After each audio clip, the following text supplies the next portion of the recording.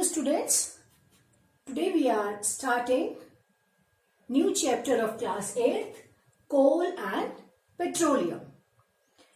You all must be familiar with the uses of coal as well as petrol. Petroleum नहीं तो but petrol के बारे में तो आप सभी बच्चे जानते हैं. In this chapter we will study in detail about them. But before that, let me tell you one thing. When we start the day, from the very start, morning till night, we use different type of things.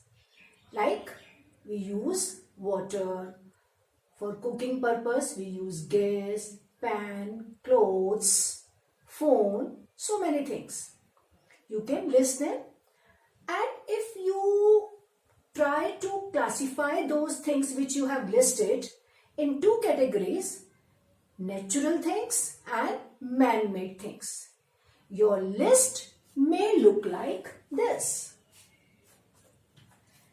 Natural things जिसे हम कहते हैं प्राकृतिक चीजें, उसमें आपकी list में हो सकता है वाटर जल, वायु, मिट्टी, soil, milk, fruits, vegetables, sun, coal, gas and petrol.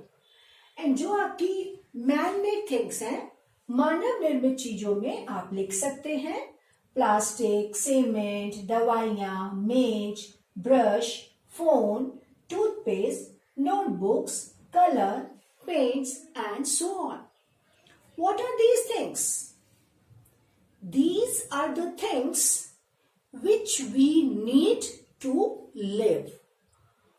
All such things which we require to live and for our welfare.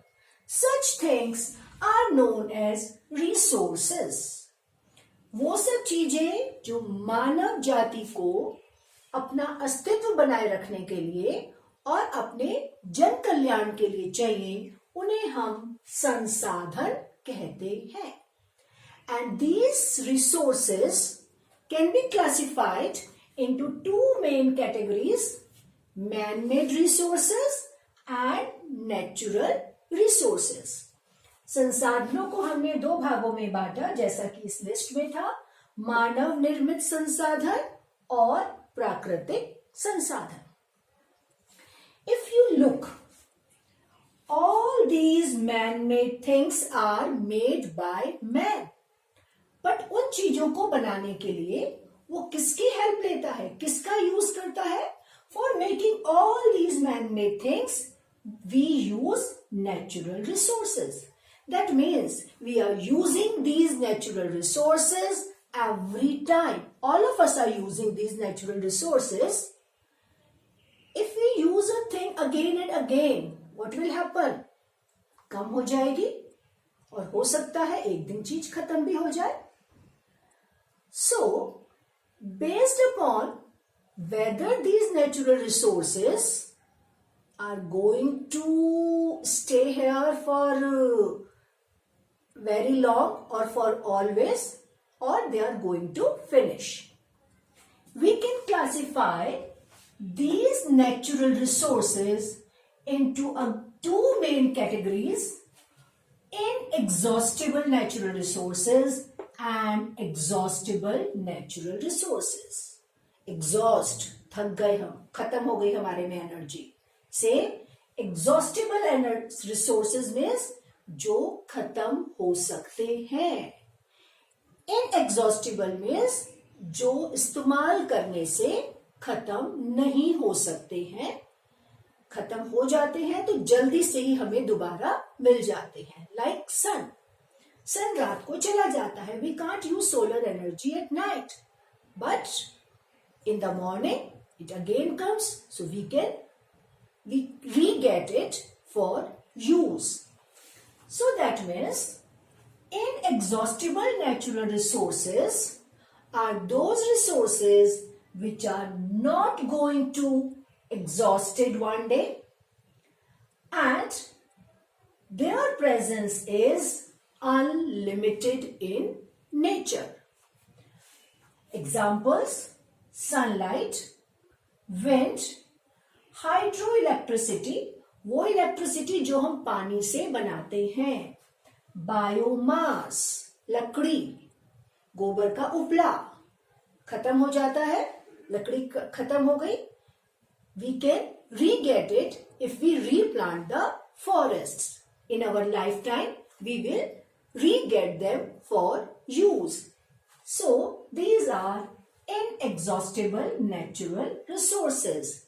And these resources replenish naturally, quickly.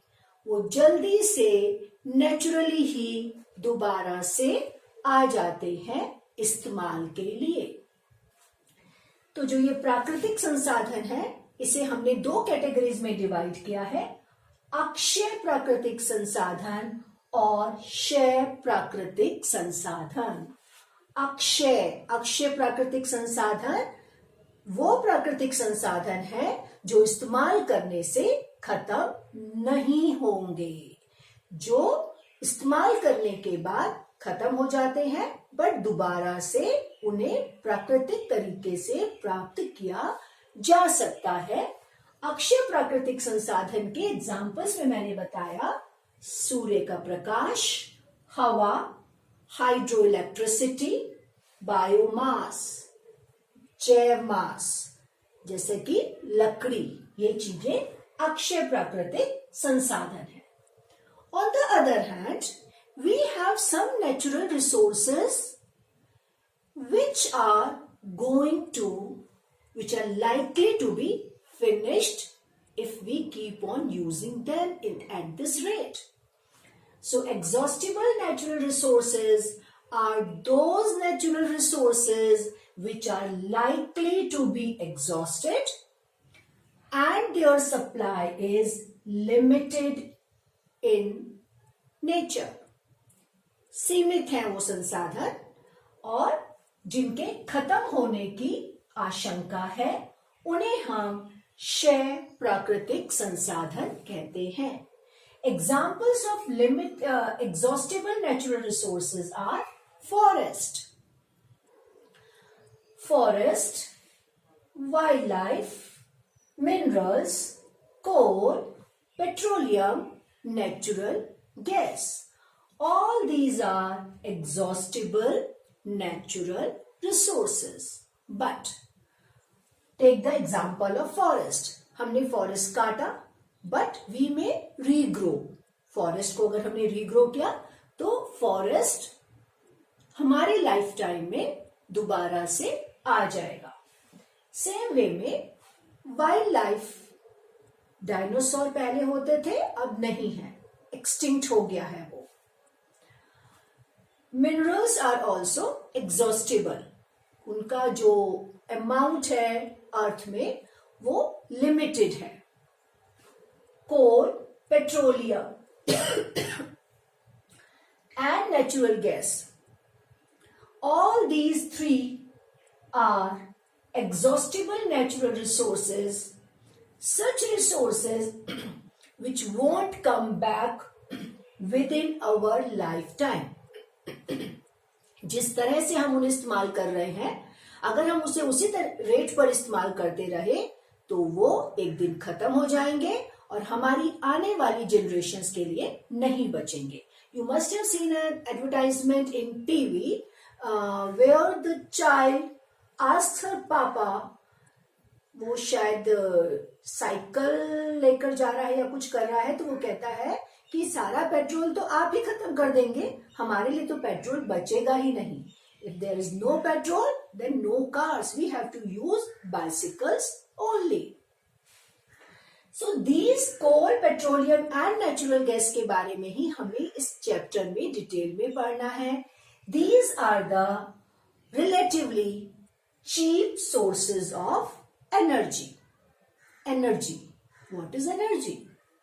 किसे कहते हैं हम? ऊर्जा. Energy क्या है? Energy is ability to do work. वो कोई भी चीज जिसमें काम करने की क्षमता है, हम कहते हैं उसमें एनर्जी है, उसमें ऊर्जा है। और ऊर्जा जिस चीज में स्टोर्ड है उसको हम यूज कर सकते हैं, and those are called sources of energy. Energy के बारे में एक बात, एनर्जी को हम ना तो क्रिएट कर सकते हैं ना ही डिस्ट्रॉय कर सकते हैं। एनर्जी को सिर्फ हम एक फॉर्म से दूसरी फॉर्म में चेंज कर सकते हैं। So energy can neither be created nor be destroyed, it can be converted from one form to the other. Change कर सकते हैं हम सिर्फ एनर्जी को, तो एनर्जी हमेशा कंजर्व्ड रहती है। Let's take some sources of energy. कहां से हमें एनर्जी मिलती है? हमें एनर्जी कहां से मिलती है? Food. Yes, for energy we eat food. So some sources of energy I have listed here are food, sun, सन से सबको एनर्जी मिलता है, सेल, टॉर्च में हम सेल डालते हैं, रिमोट में सेल डालते हैं, battery, electricity, coal, petroleum and so on. Let's take the example of solar energy. The energy of sun is used by green plants. For what? For photosynthesis. And during this process of photosynthesis, green plants solar energy को convert कर देते हैं chemical energy में. ये chemical energy plant में store हो जाती है, उसको प्लांट यूज करता है, हम खाते हैं तो वो एनर्जी हम में आ जाती है, एनिमल खाता है तो वो एनर्जी एनिमल में चली जाती है. So that means the energy of the sun is transferred to the plants by photosynthesis and then it is transferred to us when we eat some plant product. And what happens when the plant dies? जब plant मर जाता है तो उसका decomposition हो जाता है, वो सड़ जाता है, बैक्टीरिया उसको डिकम्पोज करते हैं और जो एनर्जी प्लांट ने सन से ली थी that energy is released to the environment. और उस डेड प्लांट का environment क्या है? Soil है. So that energy is released into the soil when the plant dies by the decomposition. But if there is some interruption in this decomposition, what will happen?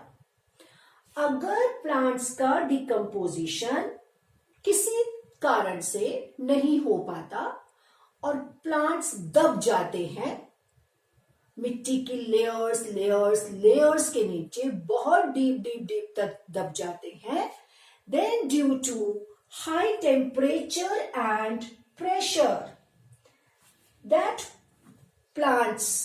dead plant material is converted into coal.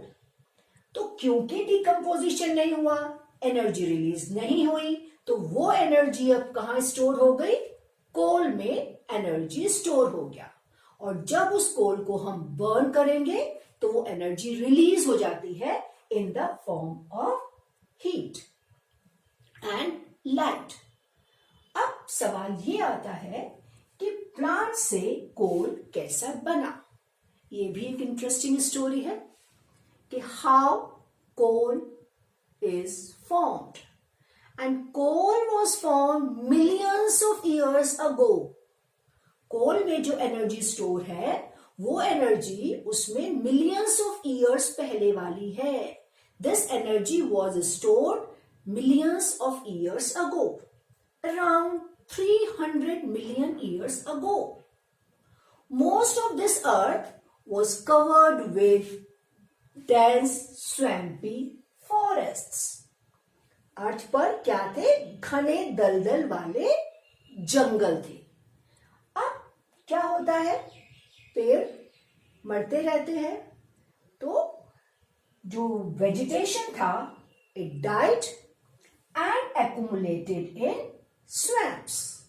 Swamps में वो dead vegetation इकट्ठा होता रहा.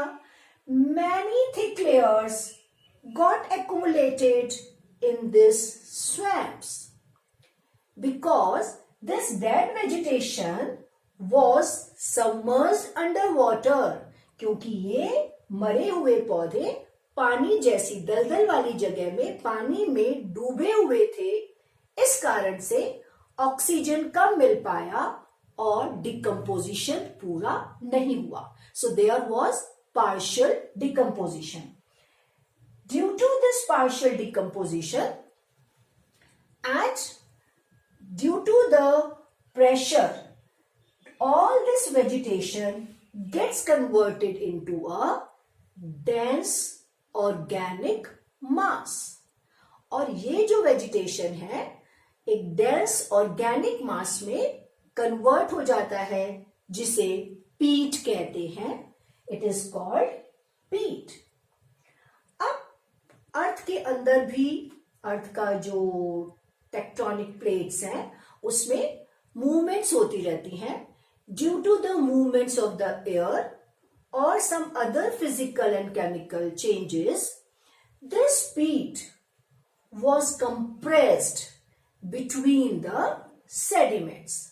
अब जब ये peat और अधिक दब गया, उसके ऊपर और मिट्टी चट्टानों की लेयर्स आ गई. So due to this high temperature and high pressure, ये दो चीजें इंपॉर्टेंट हैं.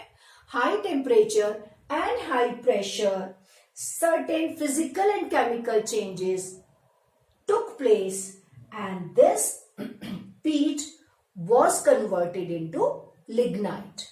वो lignite में चेंज हो गया और ऊपर की लेयर्स बढ़ी और जो नीचे वाले प्लांट्स थे उनके ऊपर और ज्यादा प्रेशर आया. Due to more compression, pressure आएगा तो उसको कंप्रेस करेगा.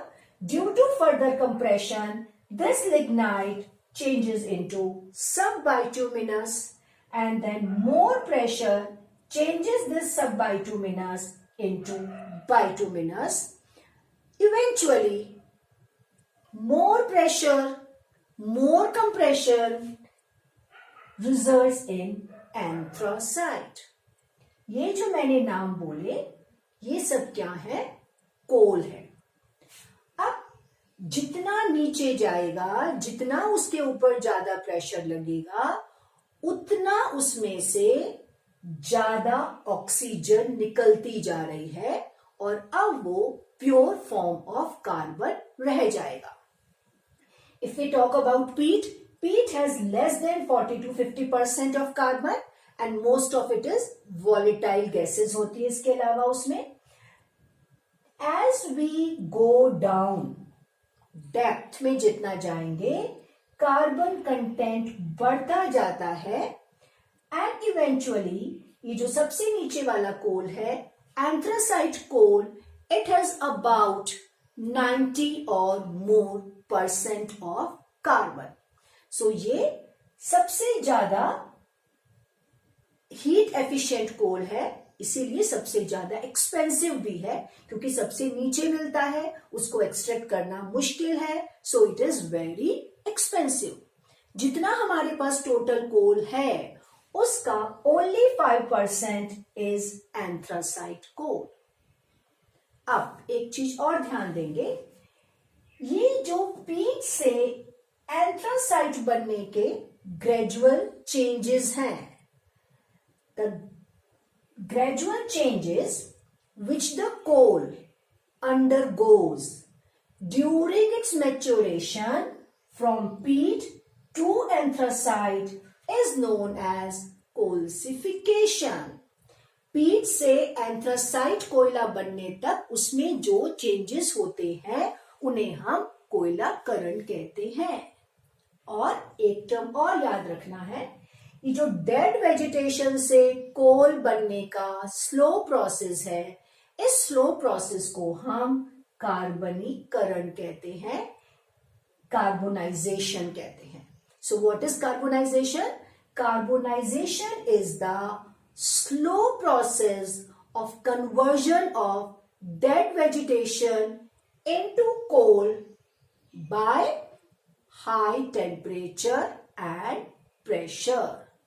सो कार्बनीकरण मृत वनस्पति का धीरे धीरे कोयले में बदलने का प्रक्रम है जो अधिक ताप और दाब की उपस्थिति में होता है. And in India, this anthracite coal is found only in Jammu and Kashmir, and that too in very little amount.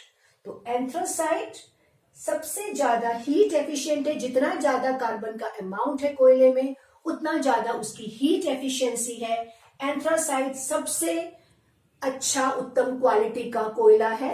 अगर आपसे कोयले की वेराइटीज पूछी जाएंगी तो आप क्या क्या नाम बोलेंगे? Lignite, bituminous, sub bituminous and anthracite. And the best quality of coal is anthracite. Thank you so much. Rest we will study in next video.